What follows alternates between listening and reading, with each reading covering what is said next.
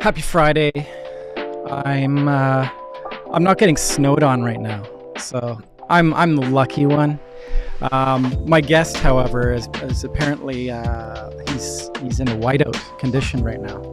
So, if we talk about cities to live in Canada, no, we won't go there. We won't go there because it'll turn into like a talk about whose hockey team's better, et cetera, et cetera. And I like to make friends here on the show.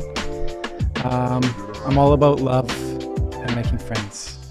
Online today, I've got, and I've been told, get his name right, Eric Pook from Cirrus Consulting Group. Did I get it? I nailed it. I did it. Okay. Fantastic.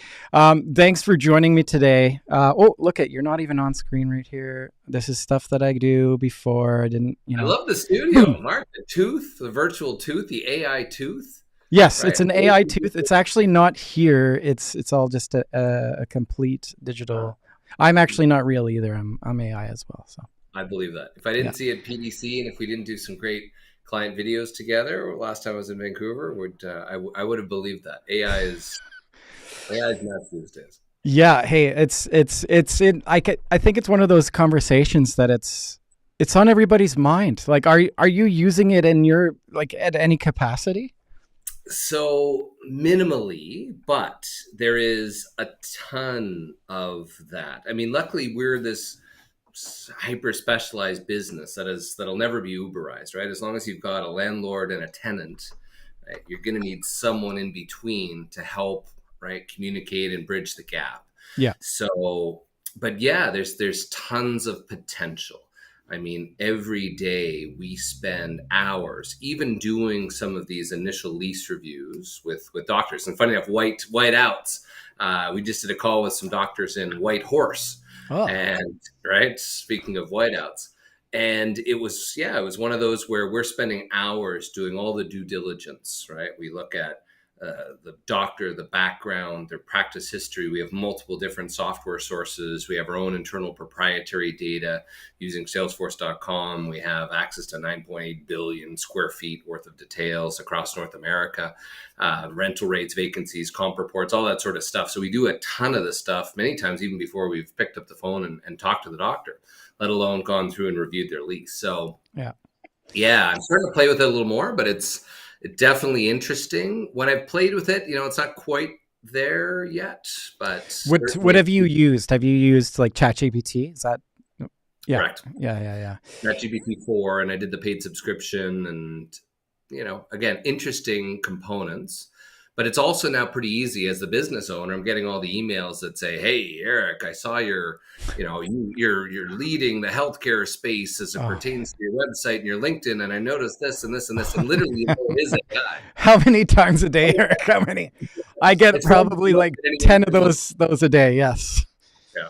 And it's all like, oh man. And you know what? It's an effective form of marketing, but it's a numbers game at that point, right? Are we sending relevant information, or are we just kind of like barfing on everyone these days? I don't know. I think it may be, that's why we need to be humans for a little bit longer until we put chips in our brain and, go into the matrix. But until then, I'm in, like, this stuff makes me really nervous, Eric. Like, I'll be honest. Did you see, speaking of Elon, did you see the chip, Neuralink, the first? Neuralink.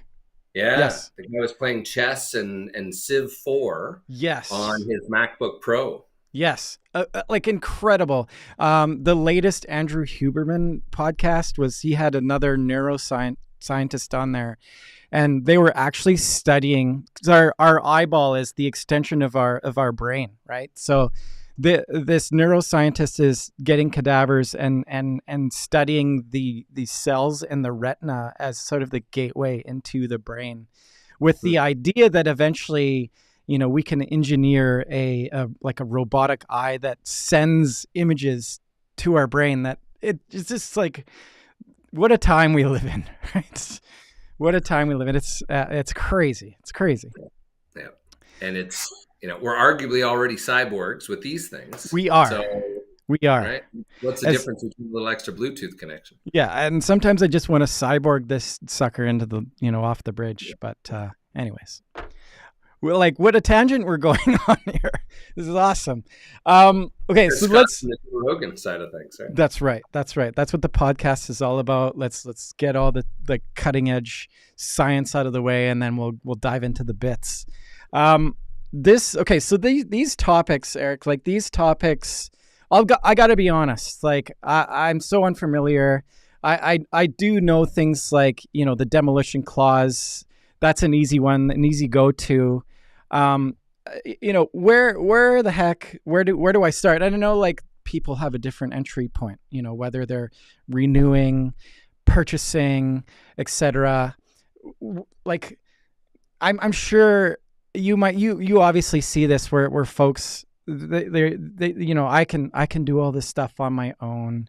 I'm sure there's lots of examples where folks have gone off down that path and that stepped on landmines, and it turns into the end of the day like possibly into a significant amount of money, or locking them into something that could be detrimental to their business and et cetera. So what do you say to somebody that is like hands-on? They're super intelligent. We're talking about medically trained people here, so they're intelligent people, and saying, Eric, like I got this. I got my lease covered. I've got all the paperwork out. I sat down with my lawyer. It was in 1970, and figured all this stuff out. What are you saying to that guy? What are you saying to him? Yeah, it's funny. I was at one of the big vendor fairs today and talking to a lot of the reps, and it's funny, especially lately, we've really sort of reshifted the focus of, rather than talking about the lease, arguably, yes, it's a lease, but now because of the importance, especially on practice values and otherwise, it's really a business contract. And arguably, it's the most expensive contract that the business owner will sign with any entity, and the largest check they will sign to any entity in their personal or professional lives. And they're also the least likely to sign it on the trunk of a car or in between patients, sort of thing, with their eyes closed, doing these lease renewals. So what we're talking about today is the dental office lease, as well as medical office lease, vet office lease, chiropractic office lease, etc.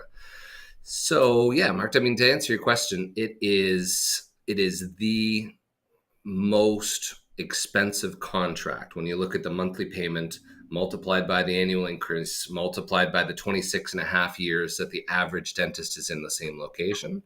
And yet it's also the one that they're the least likely to have any sort of professional guidance, or to try to do it themselves, or to sort of say, I'm sure it's fine, or what's the real risk, etc. Mm-hmm. So what are the common mistakes that, in the beginning stages? What are the common mistakes that they're making? Common ones, I mean, right from the very beginning, and you saw it from years on the road, seeing all sorts of dental clinics. In many cases, it's using non-dental specific resources. A little bit about us is we were founded 30 years ago in Western Canada. And since then, we've done now 30 years, 13,000 of these medical dental office lease negotiations. And we're the only healthcare specialized tenant advisory and lease negotiation firm of our kind. So what we do see is a lot of people that are using, maybe it's their residential, the one that sold them their house is now helping them to find a commercial real estate space. Or even worse, they're driving around their local neighborhood. They, call the number on the sign of, the local strip mall. And, they're going to that local broker to saying, hey, don't worry, I don't have anybody representing me, right? You can double end it, Mr. Landlord, and thinking that that's actually going to help them out, which in truth, the landlord's agent usually says, hey, you really should have, I'll take the money, but you really should have someone looking out for you, especially that's dental specific. So the biggest, I think, issue for sure is the fact that they're not getting those that are hyper specialized on dental. And that's no different than construction. Someone, Uncle Ed, that does all my cabinetry, right? does not know the ergonomics and flow and what's going to be necessary to align to the beautiful 8-deck operatory that they've built out. Right. So these are like some of the key, points that what are like some of the other key points that a dentist should pay attention to when it comes to this stuff? Yeah, the big one is, there's 6 big insights I'd share. The first is they are the best tenants on the planet. They've got the highest build out cost, $350 per square foot now to build out a new dental clinic. And that's just to get it built, let alone all the equipment and everything else. So highest build out cost, lowest default rates. The likelihood the dentist isn't there after 10 years, right, is less than 1%. The likelihood of a restaurant not being there is over 90%. Yeah. Right? So just seeing the leverage, put yourselves in the landlord's shoes. Who would you rather choose? Plus, the dentist is COVID proof, right? They can never work from home, regardless of what the staff says. And in addition to that, they're there in the same place for 26 and a half years, always bringing in high quality foot traffic. So they're really a landlord's dream. Yet, again, they try to do things themselves. On average, we're spending 20, 30, 40, 50 plus hours dealing with all the back and forth with the landlords. And, landlords love to try to deal with the end tenant because most of their franchisees, they have their corporate representative actually doing all the heavy lifting for the landlord. So the first big insight there is just, look, you are the best tenant on the planet. You have a lot more leverage with the landlord. And you do that from start to finish. Yes, that's it. More leverage, more sound effects. That's it. It is that you are such a great tenant, yet you're the least likely to use it in terms of sort of a group. Yeah, that's something important to wield for sure. That makes a lot of sense to me. I spent 11 years in the food industry. So when you mentioned restaurants, that's absolutely true. When you think in terms of duration, so does, on the topic of duration, does that then give them some more, let's look at a longer term and then give you a better rate because of that? Is that some firepower that they have? Absolutely, right. Landlords are creatures of habit, and of course, they're for a profit-driven, capitalistic-driven entity. Yeah. But they care about 2 things: it's term and rent, as well as redevelopment. But we'll come to that. But term and rent is key. So, of course, right, many landlords are looking to shore up that revenue and signing up for a 5 or 10-year term, and then, especially for the doctor, having 2 5-year options becomes very, very important. And unfortunately, I talked to a doctor yesterday in California, and she thought, okay, great. Well, I want to retire. Maybe I just want to bring my lease down to be month to month. Yet that couldn't be worse because you're now looking at it. You've got it from a very selfish hat on. You're looking at it from you and just sort of winding down, right? What is so important is to take that hat off and look at it from your buyer's side. Right? The buyer, what are they buying of yours when they purchase your practice for a 6.5 or 6.9 times multiple of EBITDA? What are they buying? They're buying that long-term continuity and predictability of revenue, right? Full stop. So what becomes critically important now is how do we help to make sure that we're looking at the lease from the eyes of the buyer versus the seller? So in this case, a $1.3 million producing practice, one of the best things is how do we structure a new 10-year term or even a 5-year term with a 5-year option, et cetera? Because now what's interesting is across the continent, the landlord, the banks will not issue a long-term loan if there's insufficient term on the lease.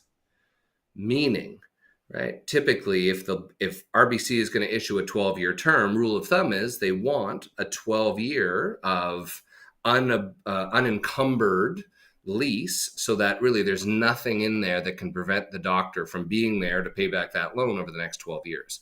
If it's only 8 years left on the lease, then the bank will typically only issue a payback amortization period of 8 years.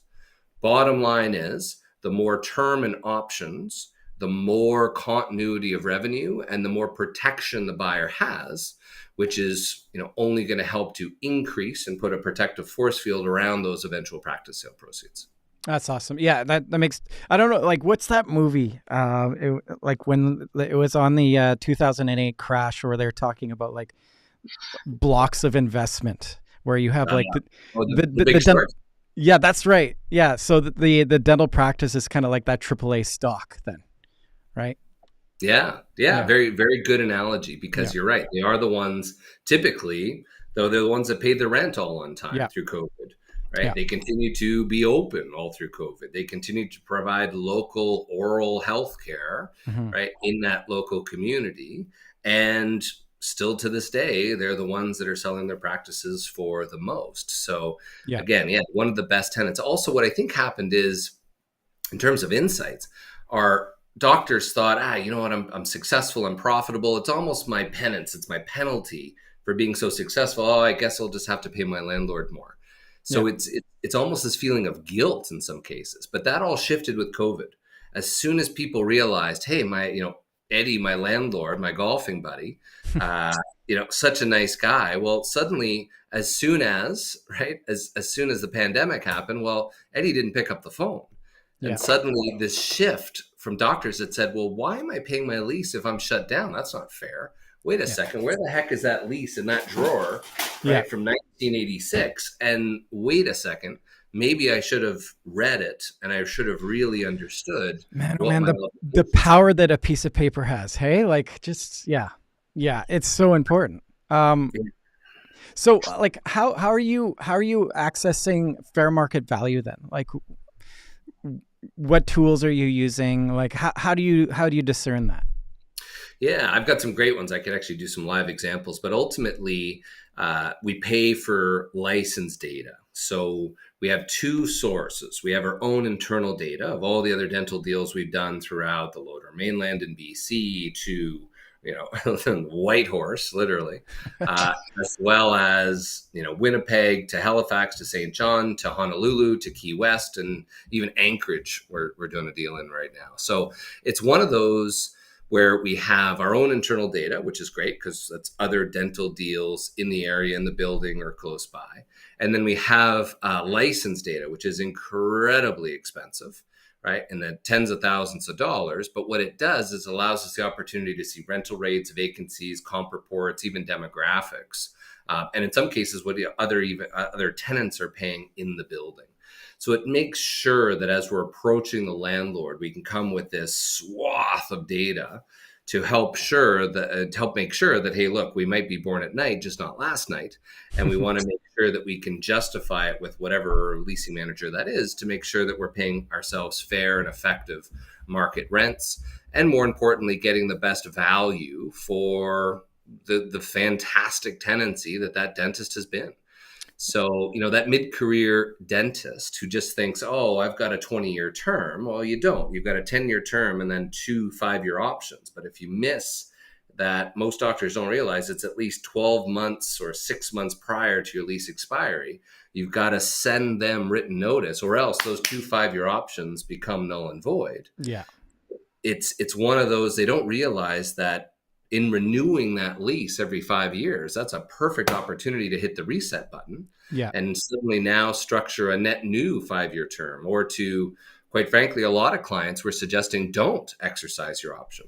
Start the process 2 years prior to your expiry, because these days it's 18 to 24 months to pick up and relocate a clinic, right? So in many cases, we're suggesting start the process early. Don't just renew an option.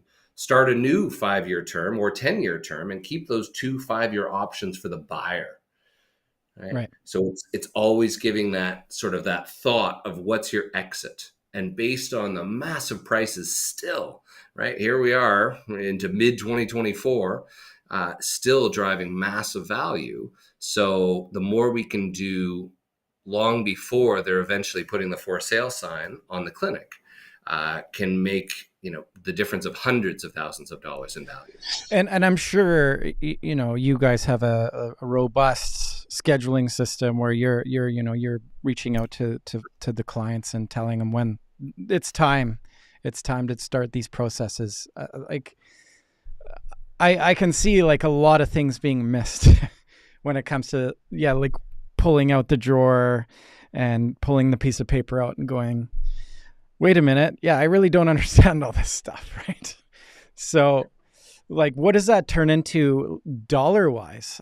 you know, give me a horror story example of somebody that there was a miss, and what did that turn into? Like even maybe something that affected them to a point where they couldn't practice. Like you must hear horror stories out there.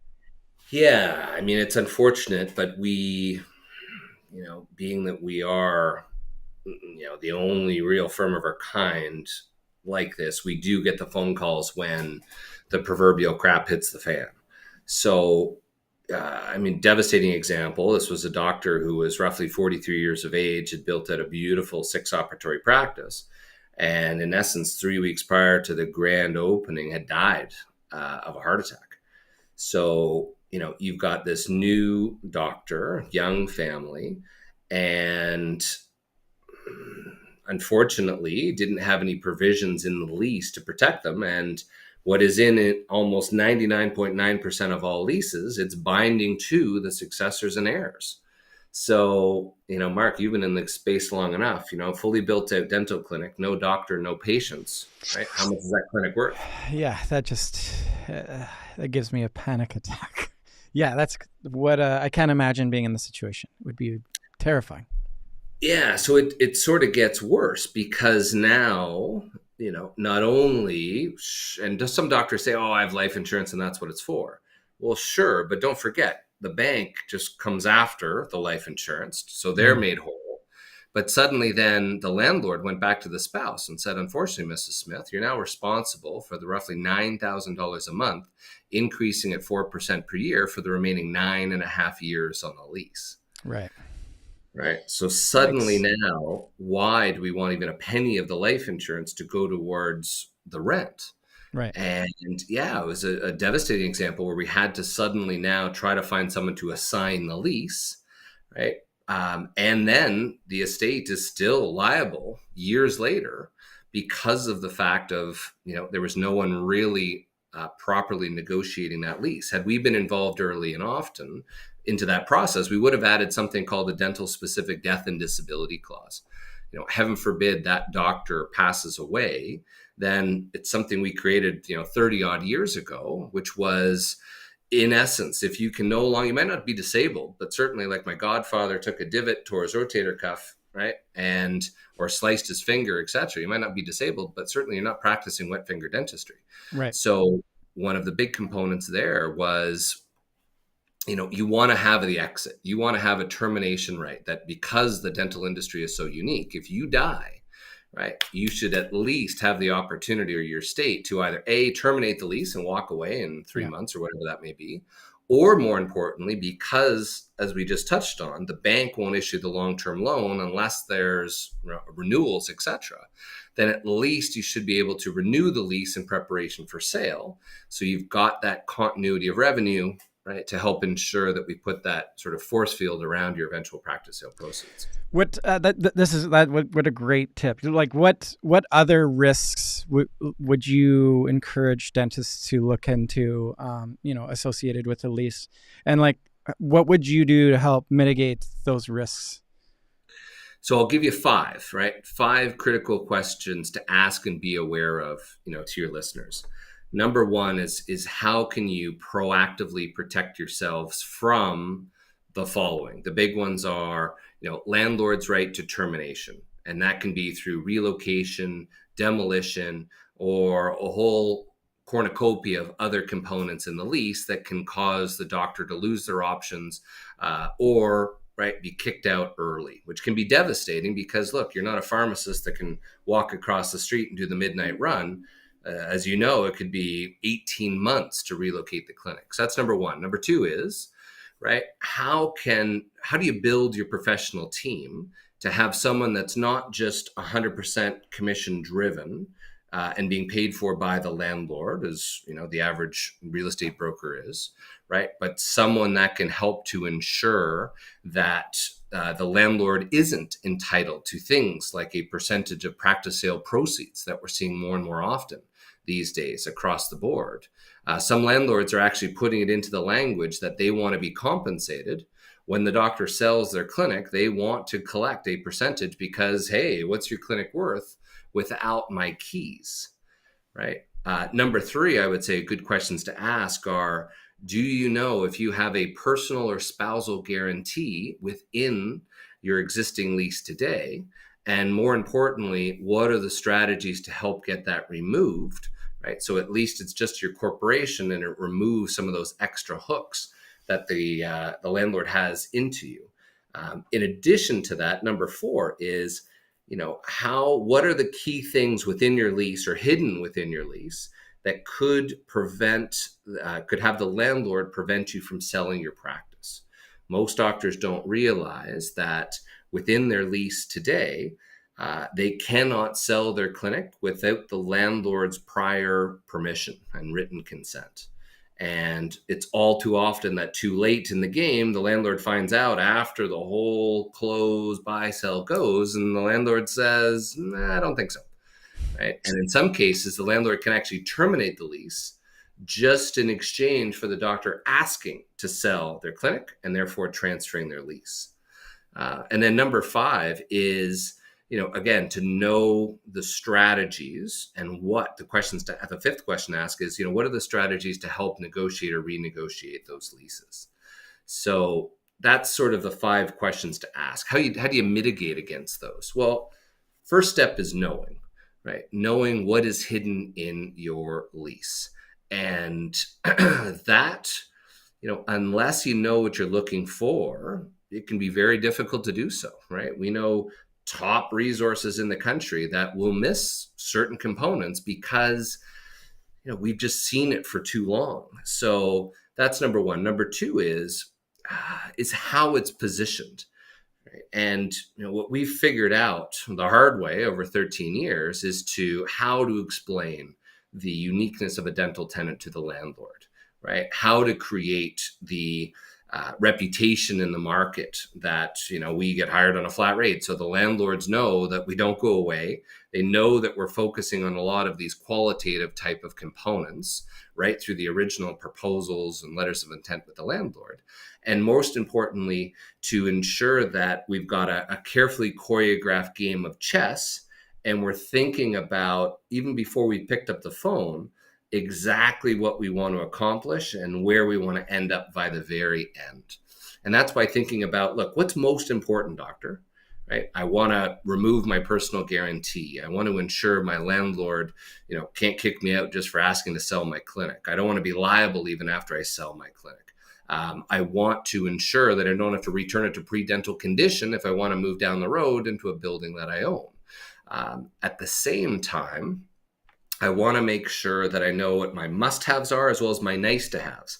Marc, I'd love to be the only endodontist in the space. I'd like to be the only GP, or I'd like to make sure that there's only 2 GPs in this whole big strip mall.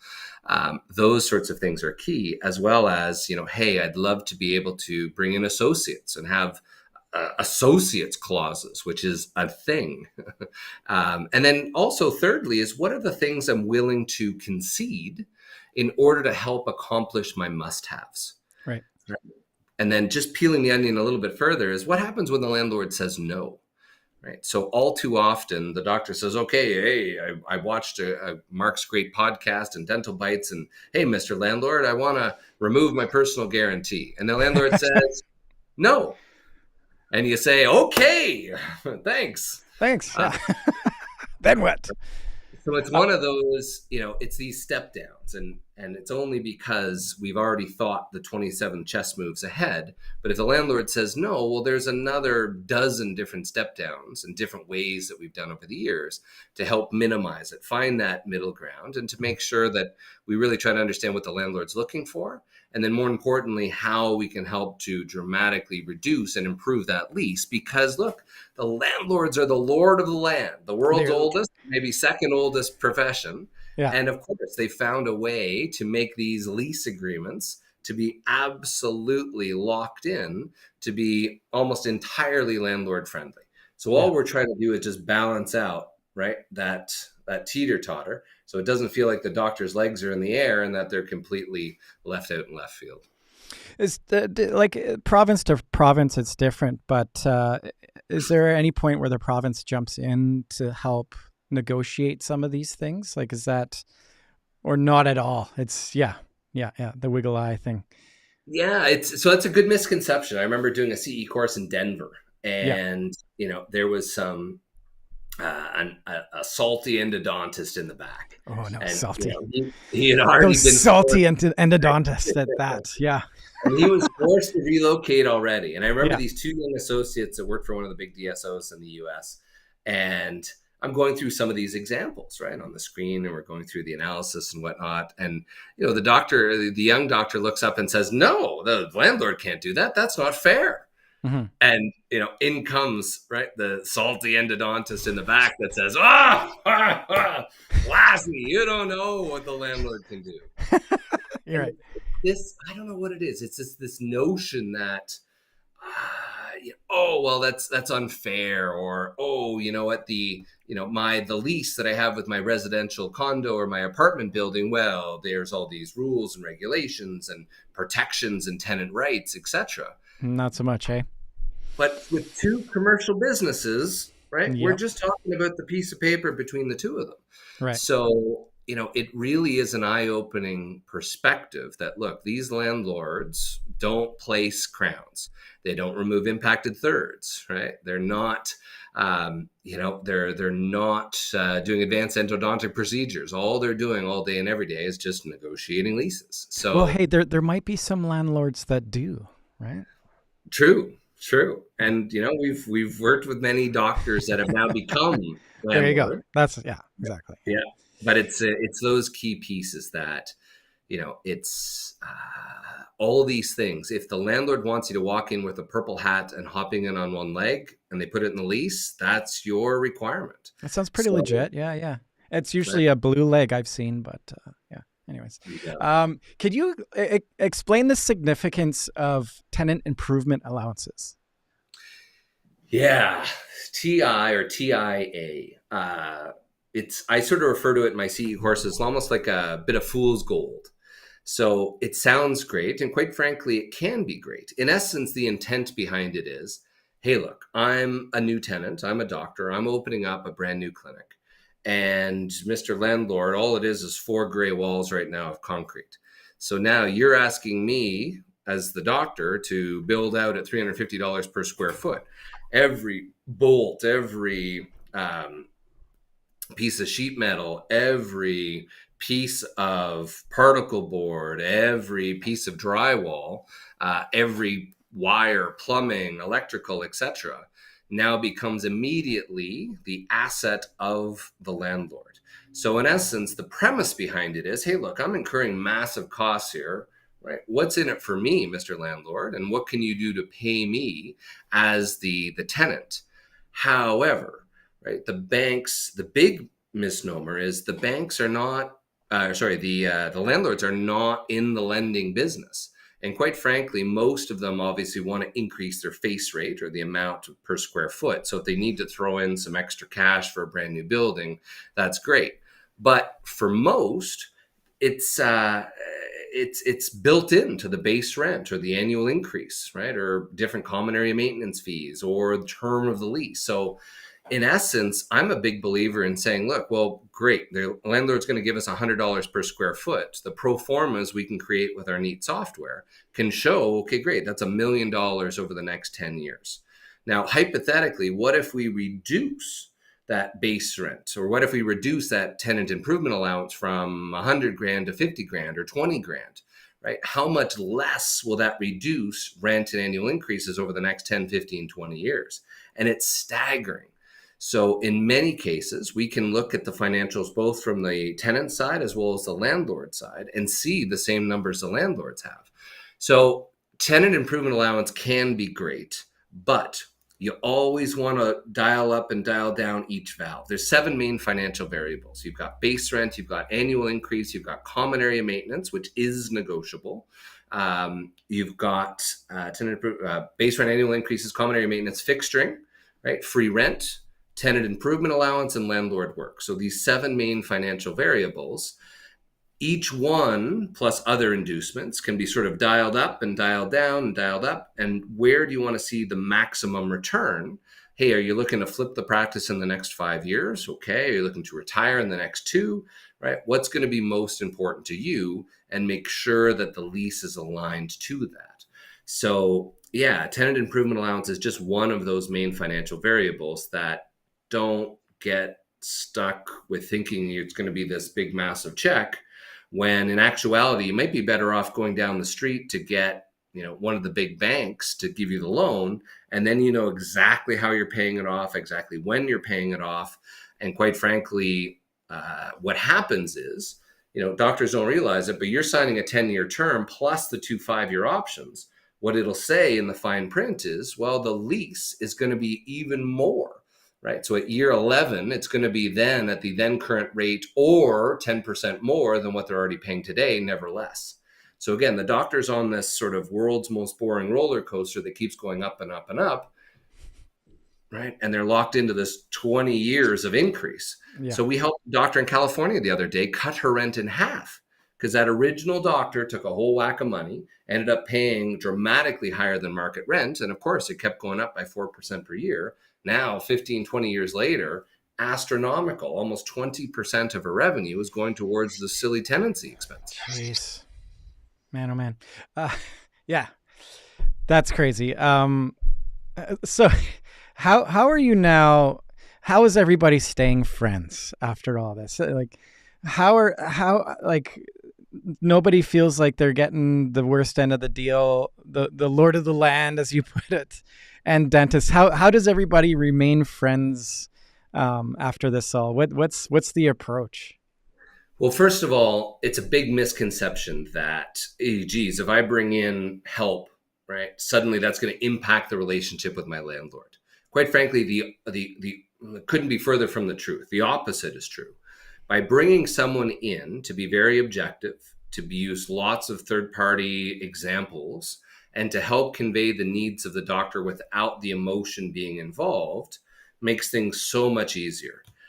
It becomes far more difficult, and landlords can use it to their advantage to add some pressure and throw in some emotion, etc., where the doctor feels that sort of they're getting stuck.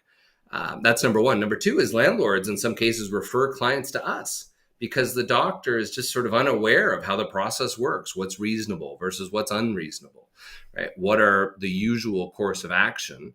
And look, most landlords love to get the phone call. We say, look, we're Cirrus. The doctor's hired us to help advise them and help to ensure that we've got a long-term pro forma looking at their total financials. They're contemplating some investments, or they're contemplating potentially expanding or relocating, etc. And, look, we're not charging any commissions. We've been hired directly by the doctor to help advise them through the business process. And right, we'd like to find out what you're thinking of and make to propose what you're now looking at over the next 5, 10, 15 plus years. So that's usually, again, music to the landlord's ears, because, again, they just want term and rent. Right. So, right, to have someone, first of all, they're used to doing it, right? You look at 3/4 of the tenants out there, especially those with franchisees, the first thing they'll tell you when you buy a XYZ franchise is, hey, incorporate. And number two, don't deal directly with your landlord, right? Have our corporate team help you out, because we do it all day, and don't go into the lion's den without help. So those are the types of things that we want to encourage, especially the individual practitioners, is look, there's help out there, and don't feel like you're going into the lion's den without any, resources or help. That makes so much sense to me from the landlord's perspective. But I could just see, let's put healthy, good businesses in place over long term. It just makes tons of sense. Give me some examples now. Like, there must be something recently or in the past that you're so proud that you've helped this individual out, and they're in a better off place. I'm sure. Well, that's what you do all day long, but there must be some particular stories that kind of stand out to you.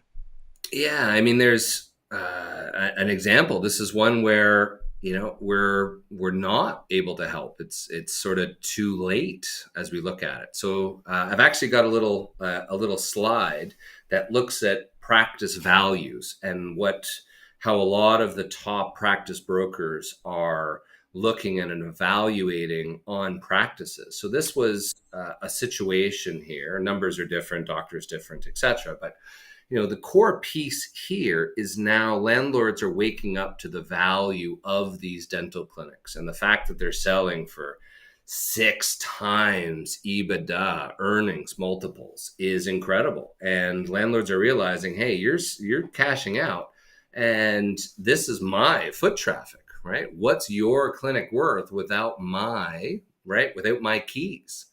So one of the key pieces here that one of the top brokerages is doing as part of their valuation is looking at, number one, what are the risks within the lease from the buyer's perspective?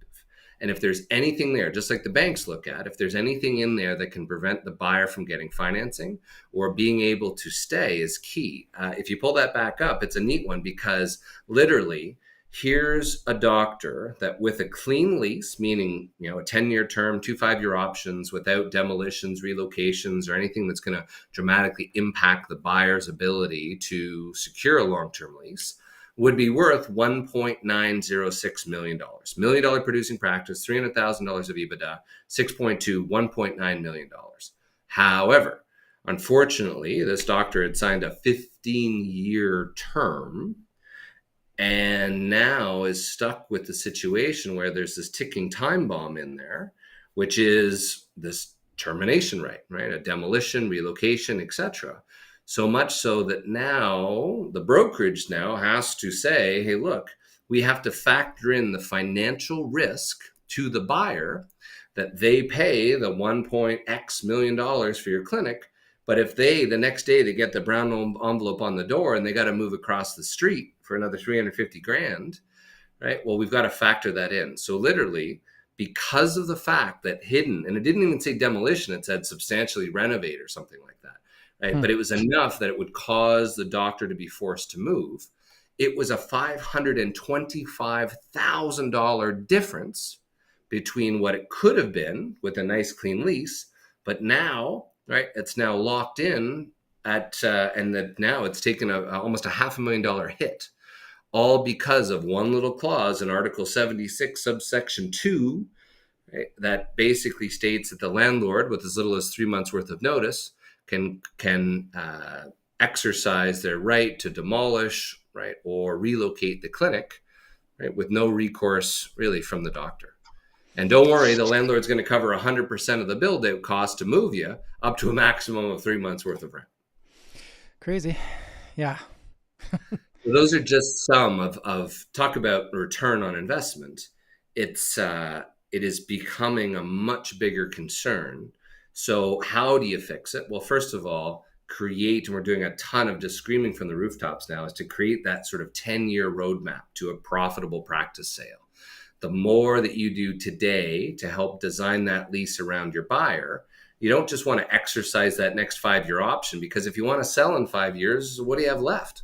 Right now, you've got to rely on that landlord that, heaven forbid, if they pass away or it goes to their kids or they sell it to some developer, you're out, right? And you've just watched hundreds of thousands of dollars get flushed down the drain. Yeah. That's just this stuff. I'll be honest. It gives me anxiety. It really does. I don't see why folks would not work with you, Eric, and the things that you do. It's a difference maker for sure to just, and I'll refer to the video that we just put together for Key Dental, just giving the doctor just the peace of mind that he just had to worry about doing his dentistry at the end of the day. Like, that's awesome. That's a great testimony to alleviate somebody of the stress that's involved with all this paperwork. What are some strategies that an effective plan that dentists can put into place? Like in bringing in associates or selling, within the framework of the lease. What are some things that they can look at doing? Yeah, and back to Key Dental, I mean, what a great example of a situation where, the doctor came to one of our courses we did at the PDC a while back. remembered that there's a company like ours that exists, ended up being in a situation where he had to relocate because of a pending future redevelopment. And realized he needed the help. So we handled all that communication with the landlord. We helped to ensure that we advised him on every step of the renewal and racked up, dozens and dozens of hours to help make sure that, every I was dotted, T's was crossed. And we had a very clear plan for him across the board to make sure that it was a great success story. And look, you guys did an amazing video. Hopefully we can add that to this, because, you were in next day doing an incredible filming job and creating a lot of the marketing for that, which was brilliant. And it was just part of telling the story, which is, look, I'm a dentist. I'm here to fix people's teeth. Yeah. And as it comes down to what to ask for, when to ask for, what's reasonable, what's not, what the heck does this mean? And is it fair? Is it reasonable? And ultimately, as he said it best, it was just the peace of mind, knowing that he had someone on his shoulder to help say, this is reasonable, this is unreasonable, here's what to ask for, here's what to not to ask for, and here's how to navigate through that. Helped to make sure that he felt 100 times better and could focus more on the design and the layout. And, Sinclair did a fantastic job there. I like how you referred to you as a leasing coach too. I liked that. Is that how you define? Is that, how you're portraying yourself? Are you a coach, consultant? I like it's funny, right? Some of our legal and leasing team, they joke and they say, oh yeah, I'm part psychologist, right? I'm part business advisor. I'm confidant. I'm part, sounding board, etc. I'm part business advisor, right? I'm etc. Coach is one thing, but I think, that creates this sort of hierarchy. I like to say, look, we're in it with you as we're in the trenches, right? We're treating it as if it was our own practice with our own money. So I like to say that we're, arm in arm with you, right? We're digging through the trenches, right? We're crawling under the barbed wire together, and we've got the bullets flying over our heads. And look, we wear, the stress and focus of all these dates and timelines. And we're the one actively following up to make sure that, we don't get hit, or that you don't get hit as we're getting you from part A to part B. It's almost a Saving Private Ryan type of analogy, right? But we want to leverage the whole, right? The whole 30 years worth of experience to help get you across the front lines and safely, right, into what is and should be a rock solid concrete foundation to build your business upon, versus a crumbling shell that can cost, tens if not hundreds of thousands of dollars to fix down the road. Yeah. Eric, this has been awesome. Like, I haven't been contributing nothing, like zero information here. You're like, the level of knowledge that you have in this arena is unbelievable. What are you doing to stay informed? What are you doing to keep up with the latest trends? Which magazines are you reading? Which Facebook groups are you subscribed to? Where do you draw from all of your information?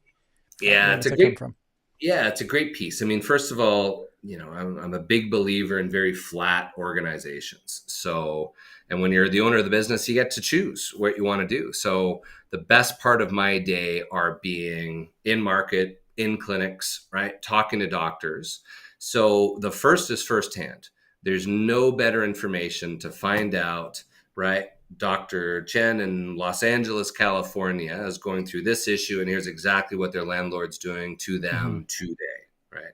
So that's the first piece. The second is staying very close to our team as each of these files go through. What's working? What are the trends? What are we seeing now from landlords? What's the buying habits from a lot of our clients, right? So for the hundreds of these deals we do per year, part of it now becomes to, what are we seeing? And typically we see, things duck and weave in the wind long before they get published or updated, etc. So we tend to be the ones that are doing a lot of these blog posts and CE courses, etc., to share, look, here's what we're seeing today. And through COVID and 2020, 2021, 2022, these were some of our best years because doctors were just coming on in droves to saying, my God, I can't believe what... Everybody had time for these things at that point, right? Like exactly. I think it was a big time for everybody to just sort of like look at their full business, Correct. Correct. And to ensure that it's designed for the future. And Yeah. now everybody's back and stress is up and suicides are up. It's sort of a Yeah. devastating example the other day, Yeah. right? And Yeah. Yeah. and part of that is just because, in my opinion, there's a feeling of overwhelmment. And look, Yeah. I'm here to focus on great clinical care, and suddenly I get blindsided with right some business issue or some lawsuit or some patient, doing a 1-star business review, or the landlord now is giving me a hard time. Yeah. All these sorts of components. So, I'm doing an upcoming course in Las Vegas at Thrive Live in May to really start, look, I'm a big believer in Dale Carnegie's How to Win Friends and Influence People. Speaking of one book that's old and new again, there's also a lesser known book, which is How to, Stop Worrying and Start Living. So we actually go through some of those concepts as it pertains to the practice and how to be prepared, how to live in date-type compartments, how to properly understand the issue, assume the worst case scenario, and then improve from there. So literally we cover 4 or 5 of those key topics through one of these CEs. And, so that's another core resource. And then of course, there's all the real estate data we have. There's analysts in each major market. So there's little summaries that I review very often to see. I was just on with the Baltimore team recently with Henry Schein. And, I went through and said, look, this is now one of the 5 of the largest markets in the US. Baltimore had their vacancy rates were as high as they were back in 1999. So they were the sort of the worst off, which gave even more leverage to all the local dental tenants there.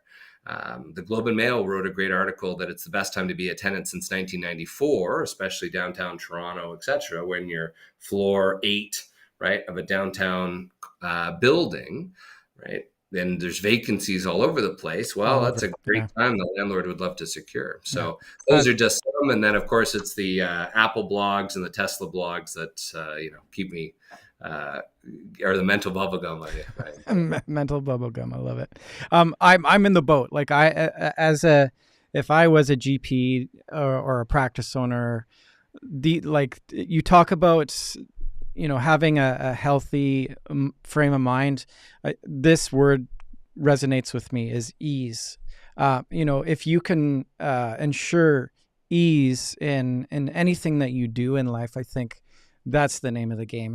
And having somebody like yourself in the corner that provides ease, like that is the these are things that keep people up at night, right? So is there anything else top of mind right now that you want to share?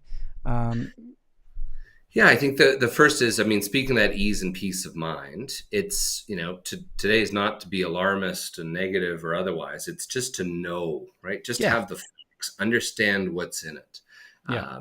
And, the other big piece is just get a second opinion. I got a guy that does all my leases, right? My sisters are, a great corporate lawyer. Fantastic. Great. Right. Just again, just for fun, have us look through that lease. And, there might be a couple of key components that could be, right, a significant detriment to the type of dentistry that you want to do.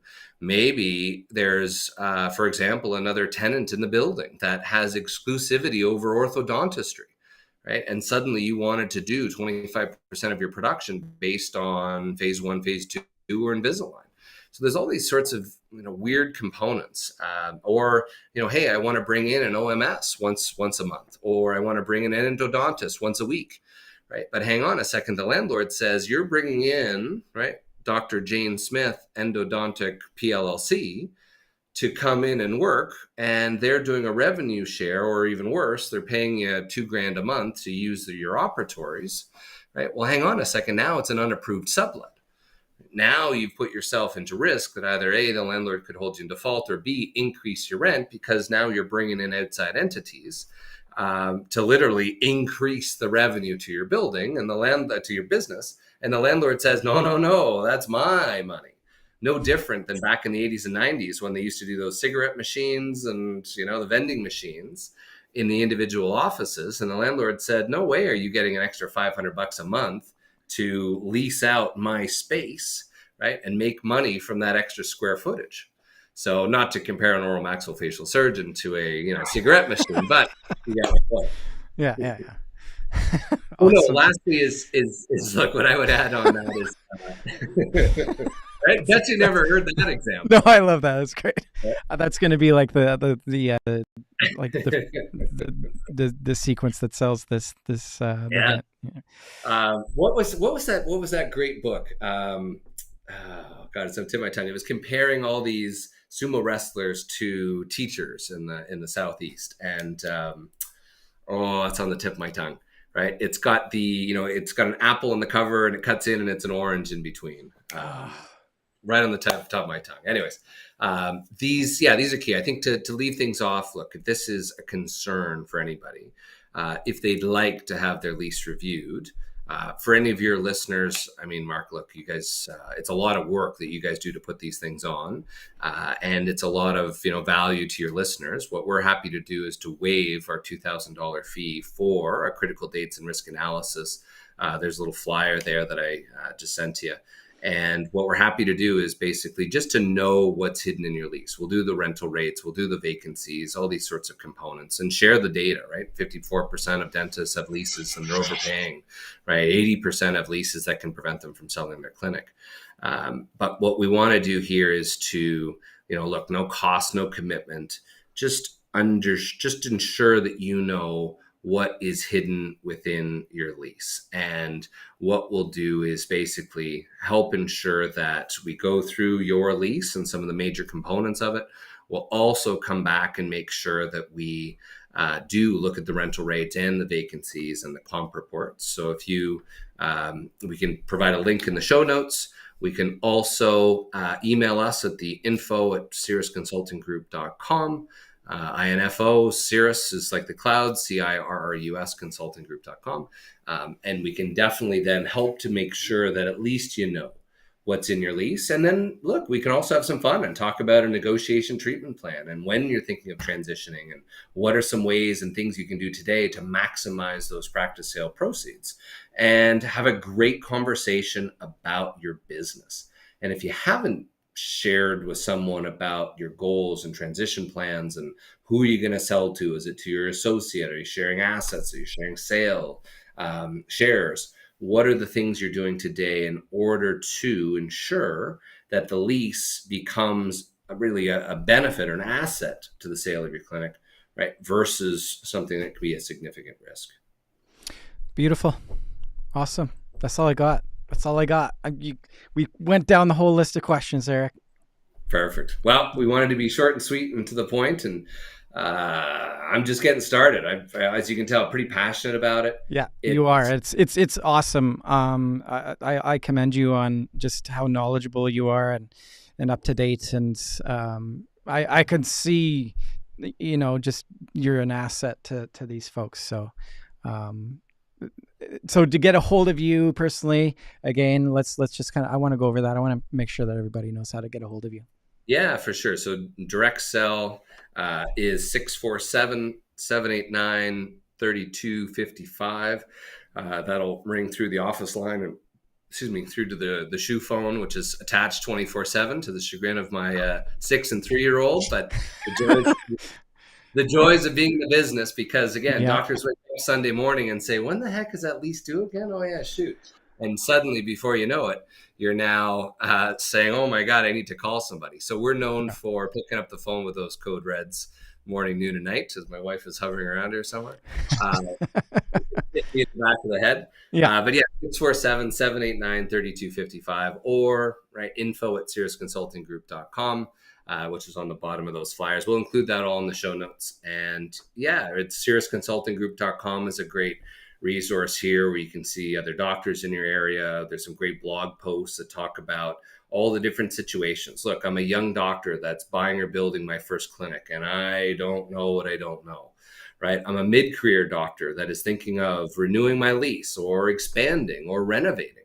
Right? If you're about to invest in 6 or 7 new chairs or otherwise, don't do any of that without looking at when your lease is. You might even have the landlord be able to kick in some money for some of those leasehold improvements, as I mentioned before. Mm-hmm. So there's so many different avenues. Or even worse, let's say you do a bunch of renovations. If you don't tell the landlord, then you're in default of your lease, and that could be an issue, right? Or if you do tell the landlord and they know that you're spending, right, 100 grand on renovations and your lease is coming due in the next 3 or 4 years, well, what do you think the landlord's going to do when your lease is up for renewal? Right? They're going to laugh and say, you're not going anywhere. You just spent 100 grand. Here's a 20% increase. Congratulations. Right. Right. When they miss the opportunity to potentially say, hey, look, I don't want to invest 100 grand unless I know I've got a new long-term lease with options. So it's these sort of basics that just, doesn't come across or doesn't become top of mind for the doctor. So we just want to be there with them as early as possible to help give them some guidance and make sure that, look, the lease should be the least of their concerns, and lock it in. Beauty, man. Beauty. Thank you so much for your time, Eric. This has been awesome. I'll let you get to it. You got, your 2 sons to get to. It's the weekend. This is. I got 2 leases to review and never mind. I'll let you get back to work then. Yeah. Mark, you greatly appreciate it. Thanks so much for having me on. This is tons of fun. Happy to get on and talk about cybernetics and Bluetooth enabled devices from Neuralinks, and that'll be number 2. I'll be able to contribute more to that conversation. I'll be honest, but yeah, we should absolutely do this again. And thanks again for your time, sir. Perfect. Thanks so much. Thanks for having me on. Thanks everybody.